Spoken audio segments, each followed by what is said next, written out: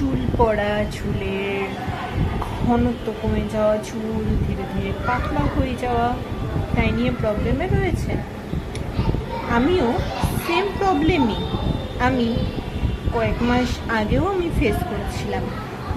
তারপর থেকে আমি আর আপনার ক্যাস্টার অয়েল, রোজমেরি অয়েল বা রোজমেরি অয়েলের জায়গায় সেখানে আমি কোকোনাট অয়েল, যেটা বাংলা ভাষায় নারকেলের তেল, আমি এই দুটো তেল একসাথে গরম করে, হালকা গরম করে তারপরে মাথায় ম্যাসাজ করে সারা রাত রেখে দিতাম, বা খুব বেশি না রাখতে পারে তখন কিছু ঘন্টার জন্য রেখে দিতাম, তারপরে শ্যাম্পু করে সেটাকে ধুয়ে ফেলতাম। তারপর এইভাবে প্রায় 1 বছর এখন আমার প্রায় হয়ে আসতে যাচ্ছে। আমি রিসেন্ট রোজমেরি ওয়াটার স্প্রে আমি আমার চুলের জন্য ইউজ করছি, যেটাতে আমার চুল আগের থেকে অনেক থিকার, অনেক বেশি কালো, ঘন, আর একটু আগে থেকে গোছও এসছে।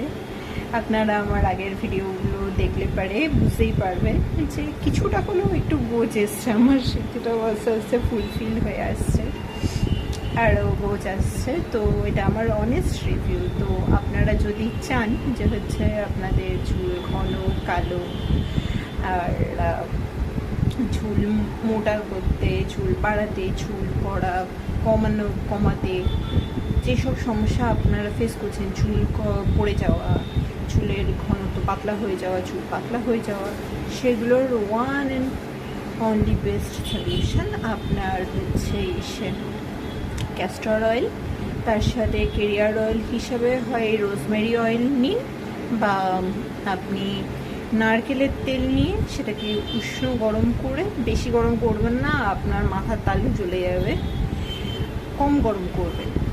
আর সপ্তাহে একবার রোজমেরি ওয়াটার আপনার চুলে স্প্রে করে নর্মাল যেরকম চুলে স্টাইল করেন সেরকম স্টাইল করবেন।